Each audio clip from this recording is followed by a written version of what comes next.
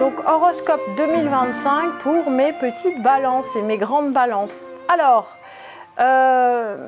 l'année 2025 est marquée par évidemment le départ de Pluton et donc l'arrivée de Pluton dans le signe du Verseau qui en fait refait une espèce de véritable donne complètement à neuf en fait dans votre énergétique, donc dans votre vie, et tous les domaines vont être repris, revisités, remis en mouvement, réimpactés. Alors, en fait, on va se rendre compte au fur et à mesure que les énergies d'air, les énergies normalement Gémeaux, Balance, Verseau, vous lisez dans tous les livres d'astrologie qu'elles sont liées, voire même qu'elles sont en trigone naturel, presque les mêmes. Moi, je m'inscris toujours en faux contre ça. Pourquoi ?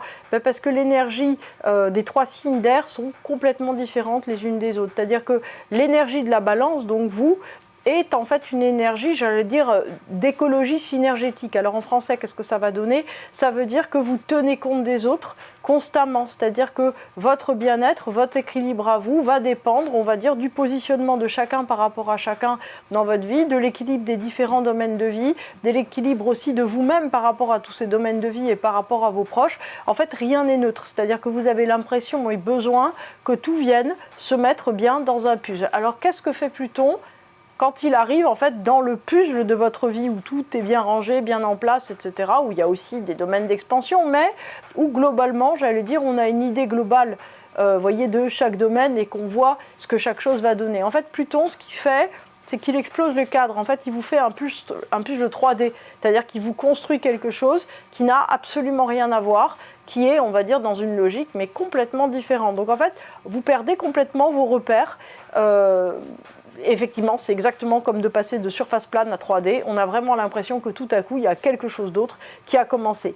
Alors, l'assimilation aurait été trop violente, on va dire, de la différence énergétique entre la Balance et le Verseau. Donc l'univers, comme je dis toujours, Dieu le Père, Saint-Pierre, le Saint-Esprit, qui vous voulez, vos anges gardiens, mais là, c'est les anges gardiens de l'univers, ont trouvé une manière de faire pour que ça soit pas trop difficile pour vous. Donc, en fait, ils vous font les choses en deux étapes. C'est-à-dire que de janvier à mai 2025, on voit une acquisition, en fait, par palier, dans tous les domaines de vie, de cette énergie radicalement haute. C'est-à-dire que c'est un petit peu comme si on vous habituait. Comment est-ce qu'on vous habitue ?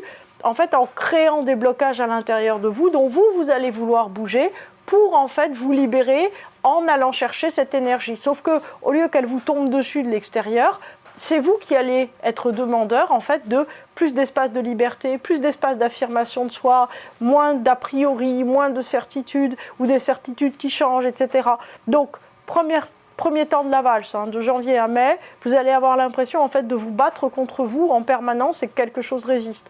Ensuite, deuxième temps, vous allez avoir l'impression d'être bloqué. Donc temporellement, ils peuvent être ensemble, c'est-à-dire que vous allez avoir l'impression que les événements extérieurs ne se débloquent pas et que rien ne se fait, que ce soit dans le domaine professionnel, financier, d'organisation, administratif, etc. Ensuite, vous aurez une envie forte en fait de repartir à neuf sur de nouvelles bases. Ça sera notamment à partir d'avril. Et en fait là, vous vous direz, mais il faut vraiment bouger et faire quelque chose, etc. Ça va commencer, j'allais dire, à aller de pair avec des difficultés relationnelles. Pourquoi ? Parce qu'en fait, pour vous, c'est compliqué de vous faire une place à sa juste place, j'ai envie de dire à sa juste valeur dans votre vie. Donc vous allez avoir tendance en fait à demander cette place, puis vous culpabiliser de l'avoir demandé, et donc ça peut faire des frottements. Donc on verra ce qu'on va faire. Et enfin, ce qu'il faut comprendre, c'est que tout cela n'est que faux et passager, puisque ce n'est qu'une transition qui permet, donc l'arrivée en gros de juin 25, où on va voir l'impact en fait des 3 grandes transsaturniennes dans votre thème. Donc Pluton en Verseau, on a compris, c'est la libération d'une énergie très très puissante vous concernant, c'est un nouveau départ, c'est un nouveau cycle de vie, et vous vous sentez, et donc comment vous allez le sentir? En fait, Pluton en Verseau arrivant, vous allez vous dire, mais je suis limité, mais je suis étouffé dans beaucoup d'aspects de ma vie, et vous supportez plus. Mais en fait, Pluton en Verseau, si vous voulez, vient pas comme un tsunami tout balayé, il vient pousser sur vos limites pour dire, regarde, il y a des limites là, et tu les voyais pas avant. Donc c'est sa manière. Ensuite, on a Neptune en Bélier. Donc pour les néophytes, je vous rappelle que le Bélier est en face de la Balance. Donc en fait, c'est un mouvement de liberté intérieure, mais qui ne vous plaît pas, vous. C'est-à-dire que ça vous étonne, presque ça vous blesse d'avoir envie de vous affirmer. Un petit peu comme s'il y avait une espèce de crise de croissance et que vous devez changer votre garde-robe parce que tous les pantalons ou toutes les jupes sont trop courtes et que en fait, ça fait 15 cm de mollet et que les mi-courts, les pantacourts, vous n'aimez pas trop. Donc en fait, vous êtes obligé à une mobilisation à laquelle vous ne vous attendiez pas et qui vous dérange.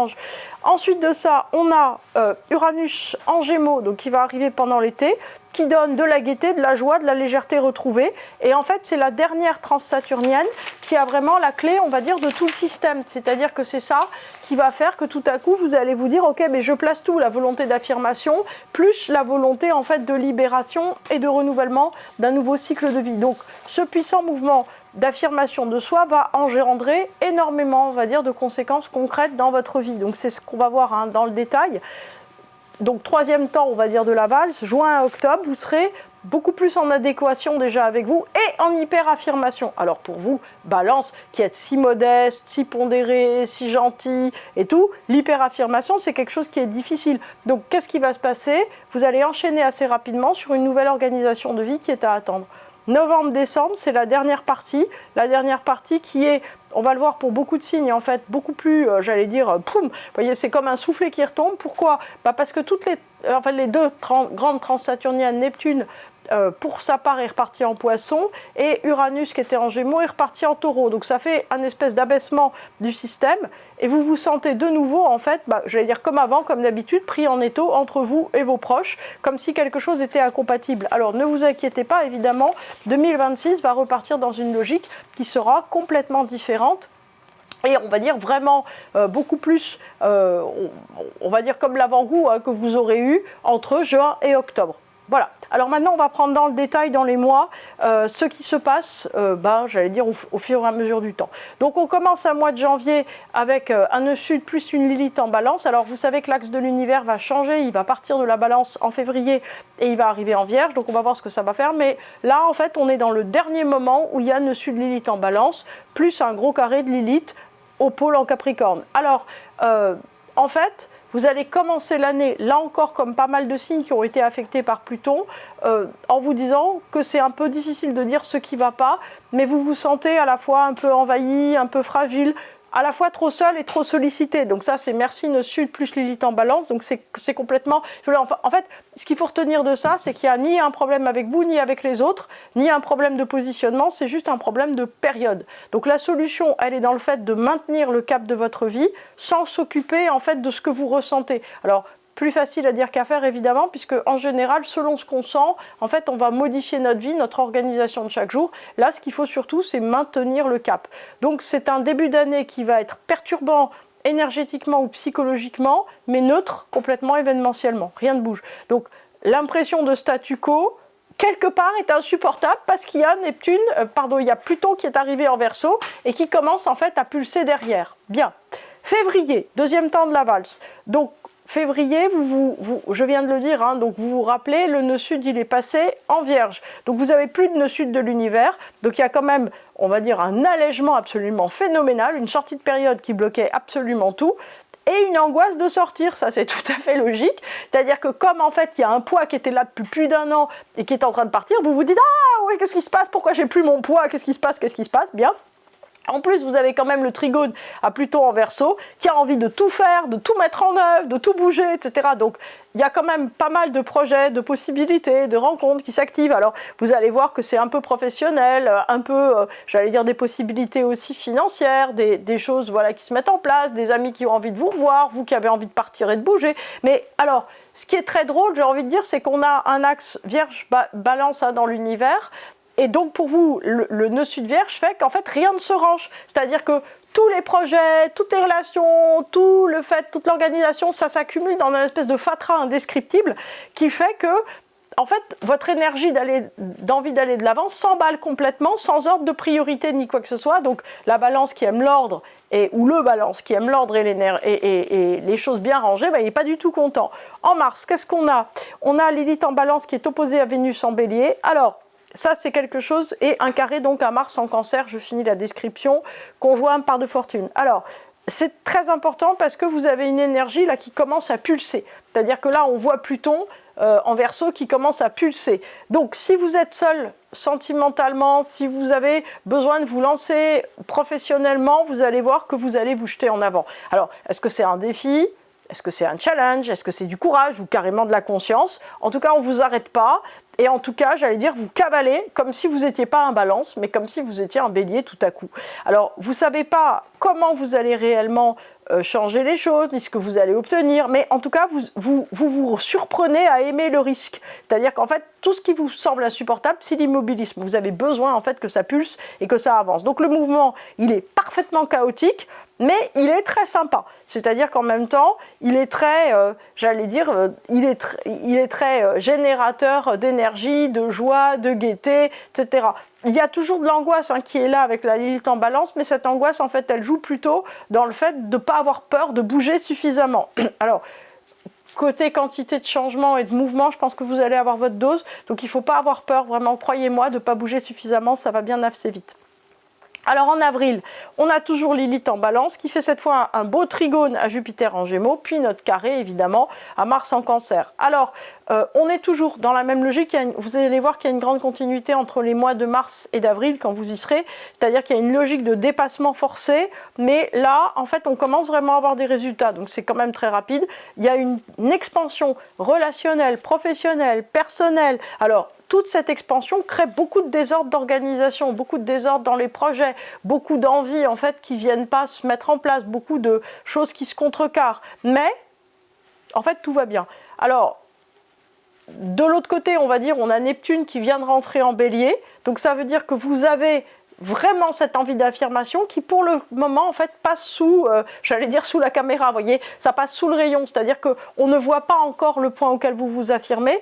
Vous avez juste le sentiment d'en faire trop, de jouer un rôle, de ne pas tenir en place, d'être tout le temps, j'allais dire, dans une espèce de surenchère de vous-même, mais en même temps, qu'est-ce que c'est sympa, hein. Donc, en fait, il y a beaucoup de mouvements, il y a beaucoup de gaieté, il y a une nouvelle jeunesse ou une jeunesse de plus qui est là, qui se met en place.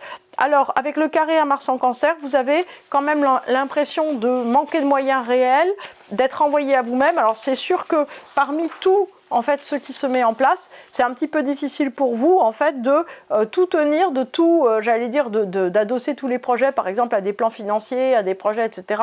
C'est un petit peu compliqué, mais, en fait, vous allez voir que tout ça va donner beaucoup de bonnes choses. En mai, on a un trigone à Jupiter en Gémeaux, mais déjà avec une Lilith qui est beaucoup moins forte, la méchante lune noire vraie, et un quinconce à Uranus en Taureau, plus un sextile en Mars en Lion. Alors qu'est-ce que ça veut dire? Donc progressivement, en fait, on a une impression de chape qui se lève, c'est-à-dire que les résultats sont là, et tout se met en place dans le monde extérieur, c'est-à-dire que vous avez cavalé en avant, mis des moyens après pour réaliser, et là en fait c'est en train de s'ajuster, c'est-à-dire que vous allez avoir l'impression que professionnellement, si vous avez des projets, il y a des choses qui se font, si vous avez envie d'acquérir un cheval, vous allez voir que vous allez trouver un prêt, voilà par exemple, et une écurie, en plus c'est parfait. Si vous prévoyez un voyage, je ne sais pas moi, un road trip au Pérou et que vous voulez le faire en sandales, vous allez trouver les sandales parfaites. En fait, si vous voulez, les choses se font. C'est-à-dire que vous, alors mes exemples ils sont un peu bêtes, mais en fait si vous voulez, vous vous focalisez sur des choses toutes petites, pourquoi merci le sud vierge de l'univers, pour arriver à réaliser des choses très très grandes.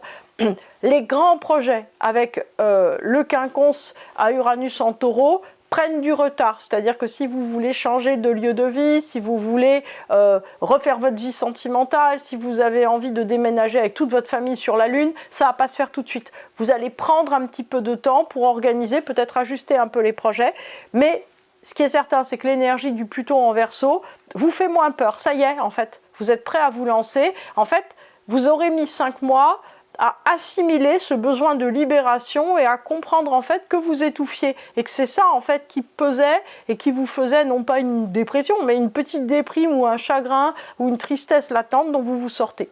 Alors le sextile à Mars en Lion, vous voyez clairement en fait l'impact de vos actions sur les autres. Alors ça c'est très important parce qu'en tant que Balance vous avez besoin en fait d'apporter des choses aux autres et dès que en fait vous identifiez quelque chose comme encourageant et que vous pouvez conseiller, aider, agir, soutenir, qu'on vous écoute, vous récupérez une bonne prise. Alors comme il y a Lilith qui est enfin partie depuis un an et demi, en gros, quand vous disiez quelque chose, vous aviez peut-être parfois peur que ça soit mal pris, mal perçu, vous aviez peut-être l'impression que les gens ne faisaient pas, vos proches, ce que vous vouliez ou ce que vous pensiez. Vous aviez l'impression en fait qu'il y avait un espèce de reliquat, de difficulté en fait de communication. Et aujourd'hui, c'est plus le cas. C'est-à-dire qu'en fait, vous avez l'impression que c'est complètement fluide, que quand vous dites quelque chose, vous êtes perçu, vous êtes reçu justement, et que c'est quelque chose de très positif. En juin, qu'est-ce qui se passe? Alors, l'opposition à Vénus en Bélier, elle est là, mais il n'y a plus de Lilith en Balance, et donc il y a toujours le trigone magnifique à Pluton en Verseau. Donc il y a un problème de légitimité, toujours un petit peu, mais, et ça c'est l'opposition à Vénus en Bélier, mais, ceci dit, vos initiatives prennent, et ça vous donne courage, c'est-à-dire que vous allez vraiment avoir le sentiment en fait d'un nouveau départ. Alors ça peut être une nouvelle rencontre, ça peut être quelqu'un en fait qui vient arriver dans votre vie. Alors ça peut être bien sûr sentimental, ça peut être un partenaire professionnel, quelqu'un avec lequel vous faites quelque chose, ça peut être un ami qui déménage près de vous. En fait, il peut y avoir quelque chose, si vous voulez, qui va faire une différence vraiment, j'allais dire, encastrer une différence dans votre vie, qui va vous redonner espoir, qui va remettre un mouvement. Ça peut être aussi un bébé qui arrive ou un petit bébé, mais en tout cas, si vous voulez, il y a vraiment un mouvement de renouveau qui s'enracine dans la sphère humaine, relationnelle, qui est très importante. Et l'assimilation de l'énergie de Pluton est vraiment en train de se faire, aussi grâce à toute la préparation qui a eu lieu. Et l'entrée, en fait, elle est plus facile. Maintenant, en fait, vous comprenez qu'il ne vous veut pas de mal, mais qu'il veut, en fait, une espèce d'accélération globale dans votre vie. Alors, le résultat immédiat des choses, c'est que vous acceptez de reconnaître que oui, vous étouffez un peu dans votre vie, et vous commencez d'accepter d'y réfléchir. Et ça, c'est une chose qui est vraiment importante. Alors, l'opposition à Neptune en Bélier, elle se sent, c'est-à-dire qu'il y a une libération qui commence à se sentir. Comme toutes les libérations, c'est le prisonnier en fait qui lime les barreaux de la cellule. Alors vous allez me dire que j'ai peut-être un peu une vision des prisons qui ressemble un peu à Picsou Magazine, mais surtout des années 70. Mais ceci dit, vous voyez l'idée, c'est-à-dire que c'est comme une princesse, si vous voulez sortir, c'est à vous de sortir en fait, c'est pas les autres qui vont venir vous sauver, c'est bien ça qui se passe. Juillet, on entre vraiment dans une nouvelle période, donc il y a toujours un carré à Jupiter en Cancer, un trigone à Pluton en Verseau, et donc en fait vous n'êtes pas très sûr de là où vous voulez porter votre énergie, mais ce qui est certain, c'est que en fait vous avez plus envie d'un certain cadre, donc en fait vous mettez en fait à lutter contre un cadre, et en même temps vous préservez énormément votre lien avec les autres, les projets, et tout un tas de mouvements, on va dire, très très positifs. Donc il peut y avoir une expansion dans les loisirs, dans les projets, dans les animaux, dans l'organisation. C'est-à-dire que vous rangez de plus en plus concrètement votre vie. Et il y a des bonnes nouvelles financières et familiales qui sont là, mais rien d'inattendu. Donc en fait, ce n'est pas non plus quelque chose qui va vous attraper par le collet. En même temps, ce qui est certain, c'est que vous avez identifié en fait ce qui vous bloque et que vous n'en voulez plus. Et que vous osez en fait le dire. C'est l'opposition à Neptune en Bélier. En août, donc on a Saturne qui commence de rétrograder, lui aussi il était en Bélier, plus Neptune en Bélier, les deux rétrogrades. Il y a donc Uranus qui arrive en Gémeaux et le carré à Jupiter en Cancer. Alors clairement, vous êtes en train de vous libérer de quelque chose. Alors quand on dit Balance, dans beaucoup de livres d'astrologie, vous verrez, ah oui, c'est un signe conventionnel. Non, pas forcément. Mais par contre, c'est un signe qui se sent obligé. C'est-à-dire que, en fait, pour moi, c'est le signe qui sait qu'il vit en société par rapport aux 11 autres. Les 11 autres, ils pensent qu'ils sont tout seuls. La Balance, elle sait qu'il y a un monde extérieur, en fait, d'emblée. Donc, en fait, vous savez qu'il y a un monde extérieur, ça ne change pas. Vous savez que vous avez des obligations, mais peut-être que vous vous donnez plus de droits par rapport à ça, plus de liberté d'action. En tout cas, vous vous sentez renouvelé et un peu angoissé aussi de cette énorme liberté en fait qui arrive et qui va vous obliger d'une certaine façon à vous positionner un petit peu différemment. il y a Uranus en Gémeaux qui arrive. Uranus en Gémeaux amène, on vous l'a dit, je vous l'ai dit tout à l'heure, une énorme gaieté, une envie de faire plein de choses. Ça vous surprend énormément parce qu'en fait, vous aviez l'habitude d'être un peu triste ou content de plein de choses. Mais là, si vous voulez, tout à coup, j'ai envie de dire content d'une manière un peu extérieure. Là, en fait, vous sentez une gaieté, en fait, quelque chose qui est complètement prime-sautier, qui est incroyable à l'intérieur et vous vous demandez d'où ça vient. C'est comme des fulgurances de joie qui vont vous traverser.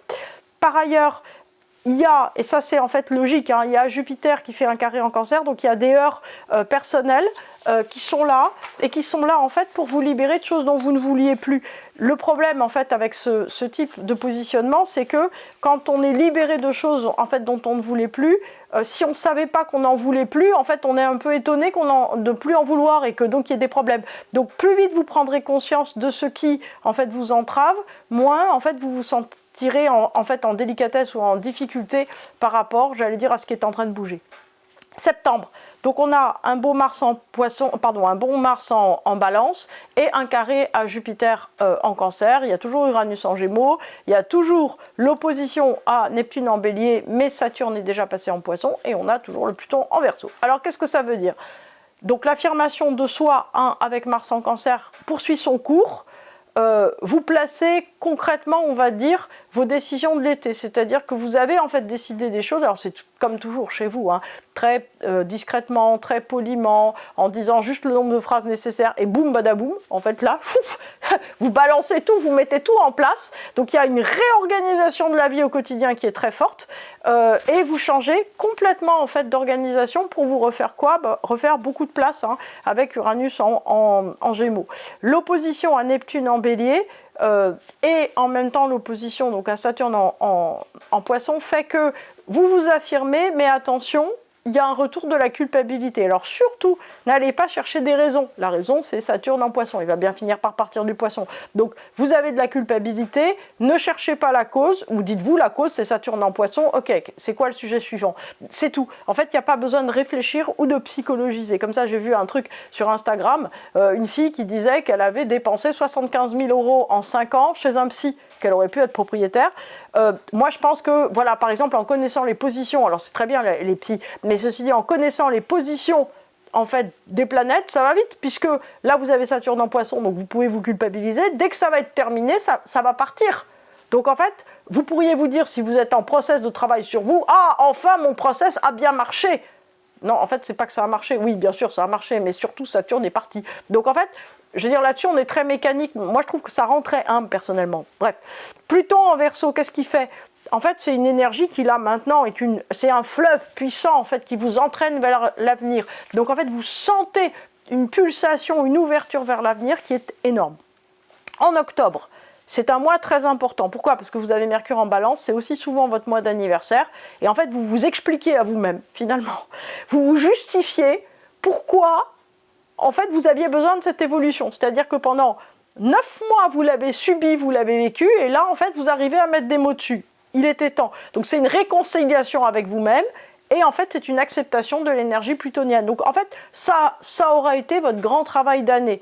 Est-ce que ça va lentement? Moi, je trouve que ça va hyper vite, au contraire. C'est-à-dire qu'en fait, au lieu, j'allais dire, d'être dans quelque chose, c'est une énergie qui est extrêmement différente. Donc, au lieu d'être dans quelque chose de subi, vous l'assimilez.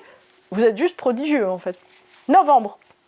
Donc Uranus est toujours en Gémeaux, mais il est en train de rétrograder. Plus, il y a évidemment une jolie Vénus qui est là en Balance. Donc, tout va très très bien. C'est-à-dire que s'il y a encore des sujets, j'allais dire, de rencontres ou de famille ou de trucs, tout va s'arranger. C'est une harmonie parfaite qui fonctionne d'autant mieux qu'en fait vous pensez être égoïste. C'est-à-dire que l'arbitrage entre le soi et l'autre, là, se fait très bien. C'est-à-dire qu'en fait vous partez de votre liberté, vous voyez les autres après. Et à partir de là, en fait, ça va beaucoup mieux. Donc votre lumière, là, semble un peu moins brillante. Pourquoi? Parce qu'on a toutes les planètes là, qui sont rebarrées en Poisson, donc c'est-à-dire Neptune et Saturne. Donc vous vous sentez un petit peu moins fort et un peu moins vous-même, mais en vérité, si vous voulez, vous avez d'une certaine façon déjà acquis tout un cycle, on va dire, d'expérience, de transition et de rééquilibrage. Donc en fait, vous ne vous laissez pas impressionner, et je pense que cette présence de Pluton en Verseau est toujours très forte. Décembre enfin, Uranus est parti en Taureau, Neptune est parti en Poisson, donc c'est le soufflet qui retombe. La fin d'année vous fait vraiment l'effet d'avoir perdu tous les acquis et vous vous demandez en fait comment les récupérer, voire vous vous dites que vous êtes dans une relative perte d'identité. Non, vous n'êtes pas du tout dans une perte d'identité. Vous allez voir qu'à partir de 2026, quand toutes les petites planètes là, Uranus et Neptune, vont repasser respectivement en Gémeaux et en Bélier, vous allez aller très bien. Ce qui est très intéressant dans ce mois de décembre, ça va être de réfléchir à tout le chemin parcouru. Et c'est ça qui est vraiment important. Alors, 2025 pour la Balance. Qu'est-ce qu'il faut retenir? Une refonte de votre identité et de la place dans le monde qui est en train vraiment d'avoir lieu. Donc vous allez suivre un processus. Alors, sans comprendre, en résistant, en vous étonnant, quelquefois en galopant avec ou en culpabilisant. Vous allez avoir beaucoup de manières en fait de suivre ce processus. Le processus est le processus. Donc de toute façon, les 3 transsaturniennes changent de nature et vous avec. C'est-à-dire qu'il y a une gaieté, une libération avec Uranus en Gémeaux, il y a une ouverture d'esprit incroyable et la découverte de ce qui est au-delà des limites que vous aviez posées avec Pluton, et une affirmation de soi très forte avec Neptune en Bélier. Donc en fait, on vous demande aussi de comprendre en fait le message de l'axe Balance-Bélier, donc qui s'est terminé en février dernier. C'est-à-dire que tout change, et aujourd'hui la Balance, qui avant était assez douce et faisait l'harmonie avec le monde extérieur, doit devenir très affirmée, parce que c'est elle qui porte en fait les nouvelles normes de l'énergie, de l'univers et de l'harmonie de l'univers. Donc elle ne pourra pas être en fait en convention ni extérieure, ça va être une harmonie très profonde, une harmonie si vous voulez qui va se faire en intégrant tout un mouvement. Donc toutes les peaux doivent s'enlever, et effectivement moins vous résistez, plus ça sera facile, c'est normal.